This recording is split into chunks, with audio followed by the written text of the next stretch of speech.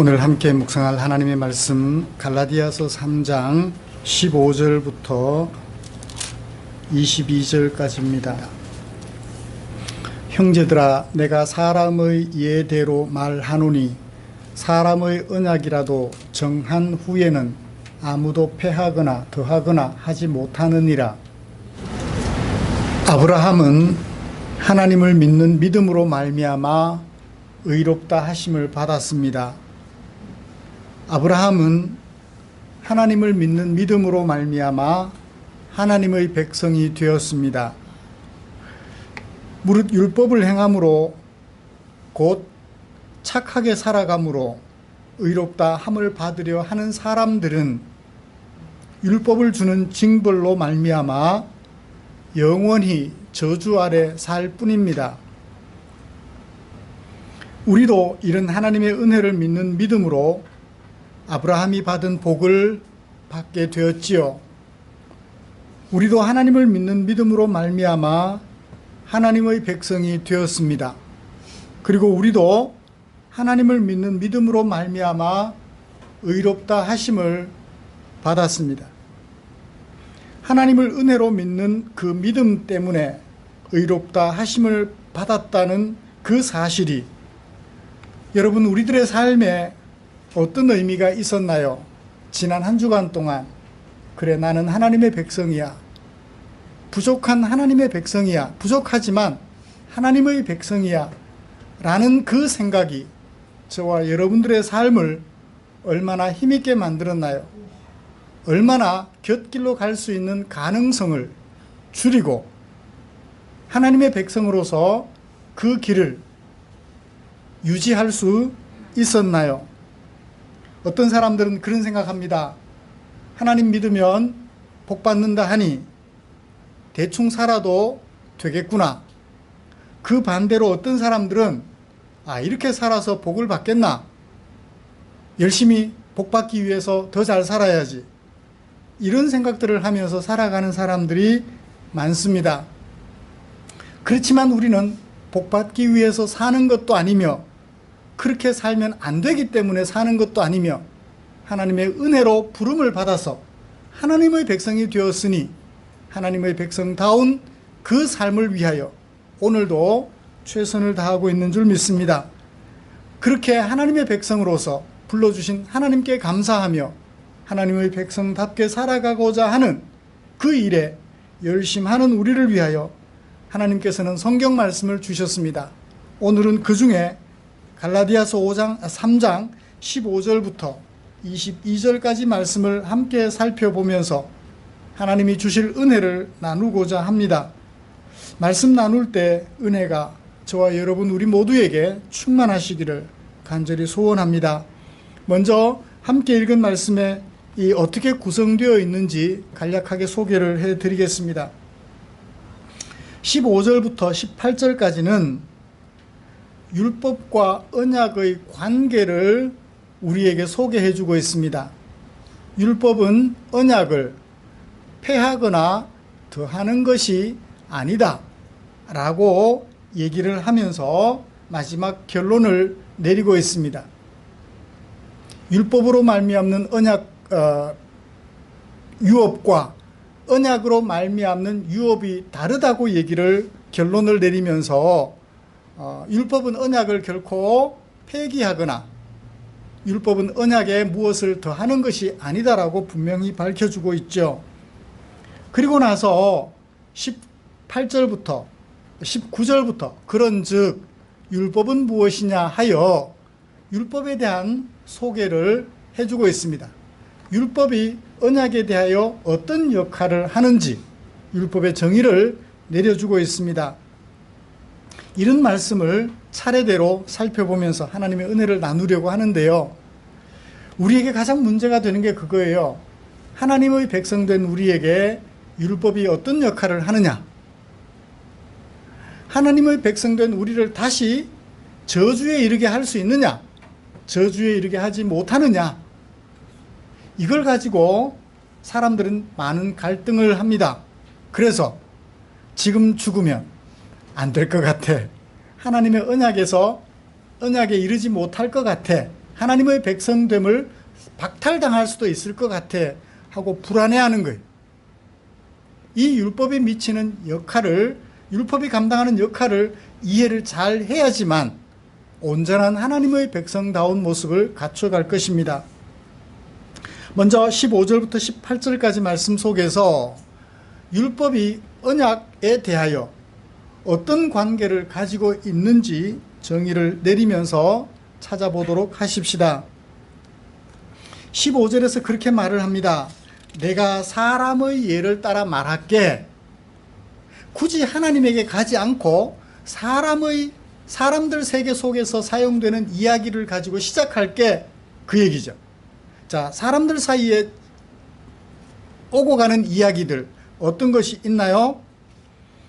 사람이라도 언약을 맺은 후에는 그 언약을 폐하거나 더할 수 있어요, 없어요? 없어요. 약속을 했다면 그 약속은 그대로 지켜져야 합니다. 약속을 지키지 못하면 어떻게 돼요? 거기에 합당한 벌을 받게 되겠죠. 사람의 세상 속에는 그러합니다. 사람이 세계라 할지라도 약속을 했다면 그 약속은 지켜져야 한다. 없어지지 않는다. 그리고 그 약속이 중간에 변경된다, 안 된다? 변경 안 된다. 한번 약속한 것이면 그 약속대로 이행이 되어져야 한다 라는 얘기예요. 그걸 폐한다 또는 더한다 라고 말을 했는데, 한번 약속한 것에 대하여는 폐할 수 없고 그 약속에 뭔가가 더해질 수 없다라고 얘기를 해요. 그런데 그 얘기를 15절 한 번만 하나요? 대칭을 이루는 구절에서 한 번 더 그 얘기를 합니다. 17절을 보세요. 내가 이것을 말한다. 무엇을? 하나님께서 미리 정하신 언약을 몇 년 후에 생긴 430년 후에 생긴 율법이 그 언약을 폐기할 수 있다 없다? 폐기하지 못한다. 율법은 그 약속을 헛되게 하지 못한다. 그러니까 15절과 17절이 대칭을 이루어서 같은 얘기를 반복해요. 다만 상황이 어떤 상황?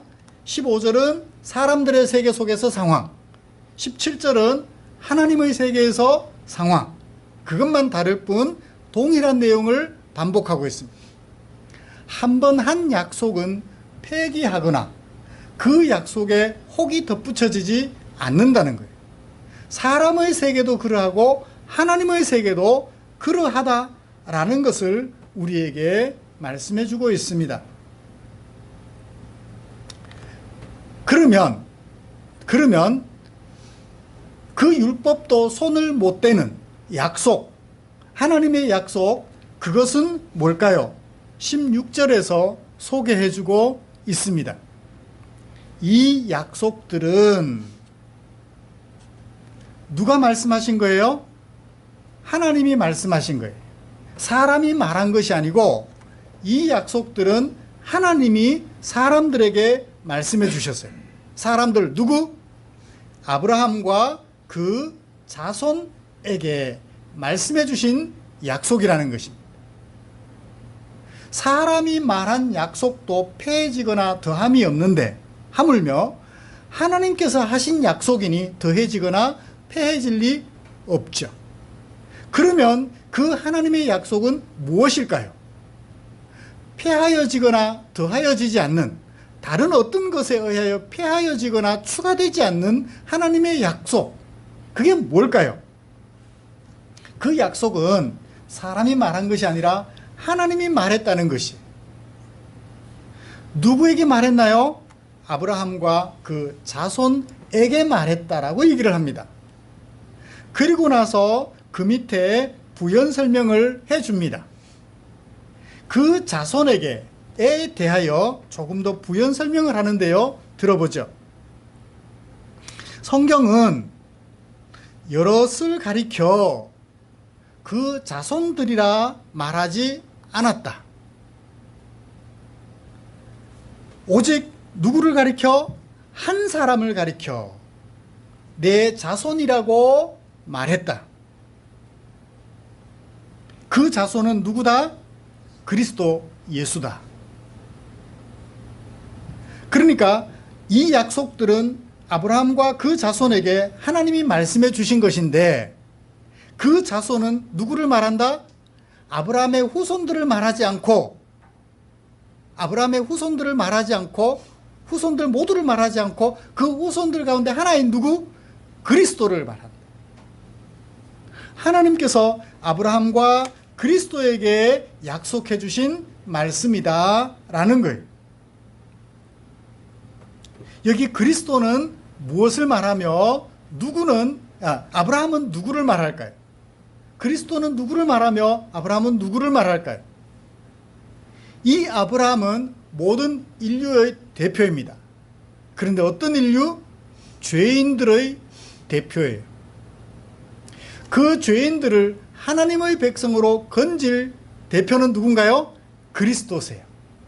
그러므로 하나님께서 아브라함과 그리스도에게 약속을 해주셨는데 무엇을 약속을 해주셨나요? 이 말씀은 창세기 말씀을 인용한 말씀이에요. 창세기 12장, 15장, 24장 등에서 3번 약속을 하는데요. 하나님께서 아브라함에게 그리고 아브라함의 자손에게 약속을 하십니다. 너와 내 자손에게 무엇을 주겠다? 이 땅을 주겠다라고 얘기를 하셔요. 여러분, 사람이 있고 땅이 있으면 그게 뭐죠? 나라예요. 사람이 있고 땅이 있고 그것을 지으신 하나님이 계신다면, 그리고 그것을 경작할 사람이 있다면 그건 나라예요. 하나님께서 죄인들인 아브라함을 죄 없으신 그리스도를 통하여 구원하시고 하나님의 나라 이루시겠다는 것이 하나님의 약속이에요. 아브라함은 그것을 믿음으로 하나님의 백성이 되었으며 의롭다 인정을 받았던 것입니다. 이게 약속이에요. 그 약속 이후 430년 만에 율법이 주어졌는데, 그 율법은 어떤 내용인가요? 순종하면 축복, 순종하지 않으면 저주. 불순종했다고 해서 언약이 취소되거나 또는 율법을 지키면 그 축복이, 처음에 약속했던 그 약속이 유효하고 율법을 지키지 못하면 약속이 무효야 라고 말할 수 없다는 거예요. 그러므로 15절부터 17절까지 말씀, 왜 그런지 이유를 18절에서 밝혀줍니다. 왜 뒤에 온 율법이 앞에 온 언약을 폐하거나 더할 수 없나요? 18절, 만일 그 유업이 하나님의 백성됨이, 그 유업, 아브라함에게 약속한 유업이 뭐죠? 그 땅이에요. 그 땅을 받음이 율법에서 난 것이면 그 유업은 약속에서 난 것이에요? 아니에요? 아니지요. 내가 착한 일 해서 그 대가로 받은 거예요.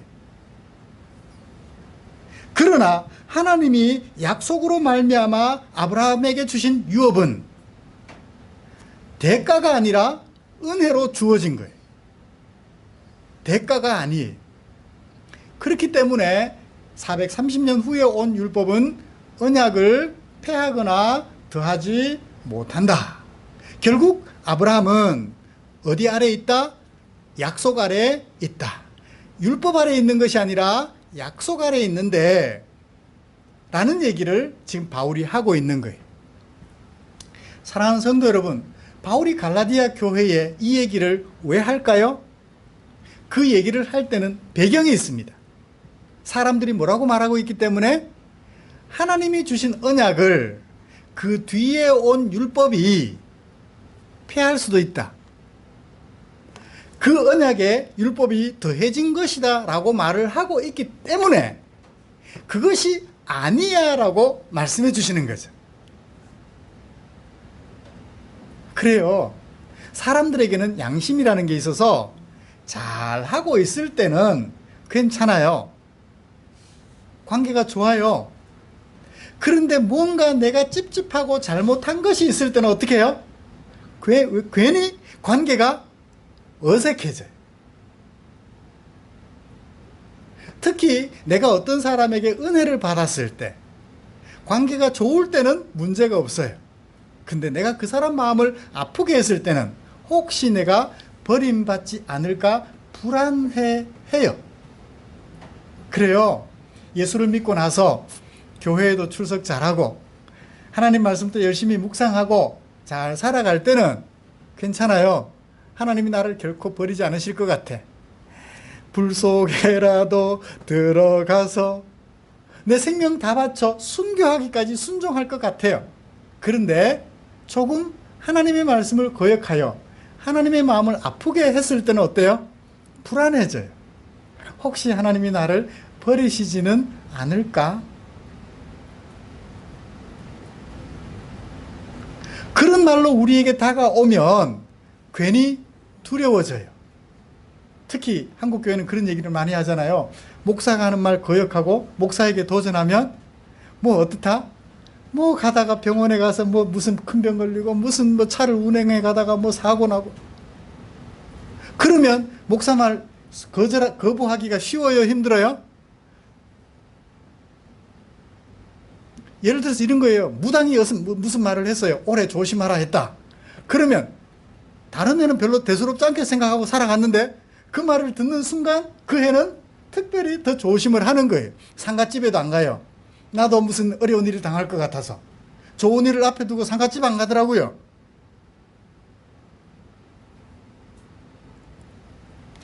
하나님을 모르는 사람들도 그러하지만 하나님을 아는 사람들도 하나님을 몰랐을 때 그 생각을 초월하지 못해가지고 어떻게 해요? 은연중에 주일 한번 빼먹고 나면 불안해요. 저도 그랬어요. 하나님의 은혜로 이제 제 몸에 질병이 있어서 논산까지 갔다가 질병이 있어서 열흘 만에 귀가를 했어요. 장정생활 열흘. 하나님 은혜로, 진짜 은혜로 치료가 됐습니다. 너무너무 좋았어요. 근데 제게 말씀을 가르쳐 주신 목사님이 율법주의를 가르쳐 주셨어요. 하나님의 법을 거역하면 지옥 갈 수도 있습니다. 지옥 형벌이 우리를 기다리고 있습니다. 근데 몸으로 체험한 은혜는 몇 년 갈까요? 그냥 말로 들은 은혜는 3일 가요. 몸으로 체험한 은혜는 얼마나 갈까요? 3년을 가더라고요.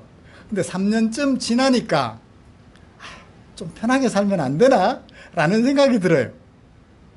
우연찮게 사촌 형님 결혼식에 부주기 맞는 바람에, 부주 접수하는 곳 맞는 바람에 주일 예배를 대충 드렸어요.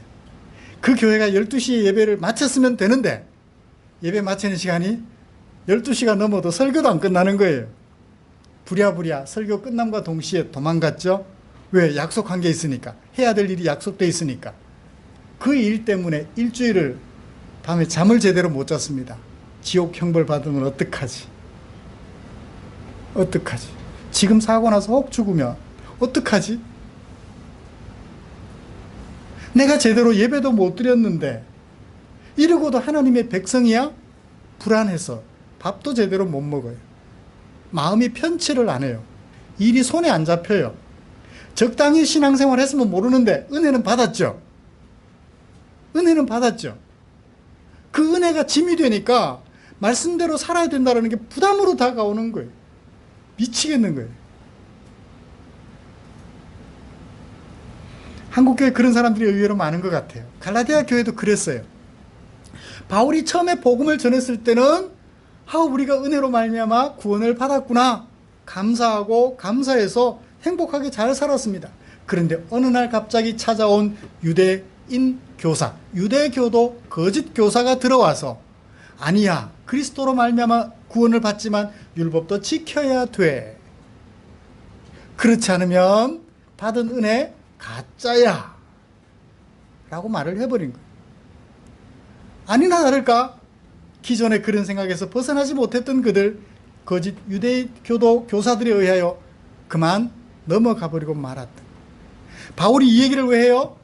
우리는 어떤 경우에도 은혜로 말미암아 약속의 백성이 되어서 살아가고 있다는 것을 확인시켜 주는 거예요. 우리는 율법 아래 살아가는 사람들이 아니라 언약 아래 살아가는 사람들이라는 것 말입니다. 우리가 부모님께 소고기 사드렸다고 부모님의 자식인가요? 아니에요. 부모님이 낳아준 이상 우리가 부모님의 자식인 것은 변경시킬 수 없는 것과 같아요. 법적으로 조치한다고 그 자식됨이 없어지나요? 아니죠. 바울은 그것을 갈라디아 성도들에게 말해주기 위해서 율법은 언약을 그 어떤 경우에도 털끝만큼도 건드릴 수 없어 라고 얘기를 해주고 있는 거예요. 사랑하는 성도 여러분, 이 확신이 저와 여러분들에게 흔들림 없이 자리 잡게 되기를 기대합니다. 우리는 언약 아래에 있는 백성임을 한순간도 잊지 마십시오. 그러면 이제 우리에게 문제가 되는 게 있어요. 그러면 율법은 왜 주셔서? 율법은 왜 주셔서? 율법은 뭐야? 라고 하는 궁금증이 생깁니다. 이에 19절에서 바울은 말해줍니다. 그런즉 율법은 무엇이냐? 이제부터 내가 율법에 대하여 소개해 줄게 라고 갈라디아 성도들을 옥죄게 만들었던 유대 교사들이 말한 그 율법에 대하여 소개를 해줍니다. 자, 율법에 대하여 19절 첫 번째는 뭐라고 말하나요? 범법함으로 더하여진 것이다. 무엇이? 율법이. 율법은 사람들이 범법했기 때문에 더하여진 것이다 라고 얘기를 합니다. 율법은 문자로 된 법이에요. 사람들이 문자로 된 법이 오기 전에 범법 행위를 했다고요? 법이 없는데? 율법이 오기 전에 어떻게 범법 행위를 하죠? 법이 없는데. 여러분, 법이 만들어지기 전, 문자법이 만들어지기 전 무엇이 먼저 있나요? 양심의 법이라는 것이 먼저 있어요. 사회적으로 통용되는 보편적인 법이 먼저 있어요. 문자법 이전에. 그 법이 사람들에게 적용이 되는데 다른 사람에게 적용할 때는 까다롭게 적용하면서 본인에게는 대충 적용해요. 그래서 사회가 공통적으로 합의하여 무슨 법을 만드나요? 문자로 된 법을 만들어요. 그리고 그 문자로 된 법을 만들어 너와 나, 힘 있는 자, 힘 없는 자, 가난한 자, 부자, 할 것 없이 공이 똑같이 적용하려고 문자법을 만든 거예요. 그래서 법 앞에서는 만인이 어떠하다? 평등하다라고 말을 하는데 실제로는 있는 자들, 권력 있는 자들, 그들이 법 앞에서 자유로워요. 반대로 애기 분유 먹이려고 분유 몇 통 훔쳤다가 그저 엄한 벌을 받는, 약자 앞에는 법이 한없이 강하고 강자 앞에서는 법이 한없이 약한 현실을 봅니다. 그건 왜곡된 거예요. 잘못된 거예요. 그렇지만 우리가 법을 만들 때는 만인이 그 앞에 평등함을 말하기 위해서 법을 만들었던 것입니다. 이 율법도 마찬가지입니다. 사실은 가장 큰 법이 뭐예요? 하나님은 우리의 주인, 우리는 그분의 백성. 그러므로 백성은 누구의 말을 들어야 돼요? 왕이신 하나님의 말씀을 들어야 되죠. 하나님은 수시로 우리에게 찾아오셔서 말씀해 주십니다. 그건 아니야. 가인이 동생 아벨을 시기하여 죽이려 할 때 하나님께서 찾아오셔서 죄가 너를 다스리려 하나, 살인이라는 것이 너의 마음에 들어와 동생을 죽이고 싶지만 그러나 너는 죄를 어떻게 하라? 다스리라. 그 죄를 지어서는 안 돼라고 말씀을 해주셔요. 부단히 우리 마음속에 찾아오셔서 그건 아니야 라고 말씀을 해주셔요. 그러므로 사람들이 하나님 앞에서 하나님의 백성임을 의식한다면 늘 자기 자신의 행동을 돌봐야 되는데 무시하고 살아가는 거예요. 그래서 어떻게 해요? 문자로 된 눈으로 읽을 수 있는 법을 주신 거예요. 제일 처음 주신 법이 뭔가요? 십계명이죠. 나는 너를 종되었던 애굽 땅에서 인도하여 낸 하나님이다. 너는 내가 이끌어낸 내 백성이다. 나는 너의 왕, 너는 나의 백성. 이 관계에서 지켜야 할 문자로 된 법 10개를 주셨던 거예요. 그러므로 율법은 무엇을 위함이었다? 범법함을 위해 더해진 것이었다. 내가 하고 있는 일이 죄인지 아닌지를 분간하게 하기 위하여 주어진 것이었다라고 얘기를 합니다. 그런데 분간할 때마다 우리 마음속에 뭐가 찾아와요? 10이면 10가지, 100이면 100가지 거의 다 하나님께 불순종하는 거예요. 가장 쉬운 것부터 가장 어려운 것까지 너무너무 불순종하는 거예요. 그래서 우리는 그 법 앞에서 무엇을 생각하게 되나요? 법을 통해서 내가 하나님의 백성답게 살아야지라는 생각도 하지만, 내 행위가 잘못되었구나 바로 잡아야지 하는 생각도 하지만, 법 앞에 설 때마다 뭘 살펴요? 내 힘으로는 이 법을 지킬 수가 없어. 그러므로 뭐가 아니면 안 돼? 하나님의 은혜가 아니면 안 되는구나. 첫 번째는 하나님의 백성다운 모습, 범죄를 줄이기 위하여. 두 번째는 그리스도께로 하나님의 은혜가 아니면 안 된다는 사실을 우리에게 일깨워 주기 위하여 이 율법을 주셨던 거예요. 그래서 뭐라고 말합니까? 19절 중간에 보시면 약속하신 자손이 올 때까지만 존재한다. 이 율법은. 약속하신 자손이 오면 율법은 필요가 없다. 무슨 기능이 필요가 없어요? 하나님의 은혜가 아니면 안 된다라는 기능이 필요가 없는 거예요. 율법 없어도 이제 예수님만 보아도 우리는 하나님을 필요로 할 수 있기 때문입니다. 그 다음 마지막 하나, 그건 뭔가요?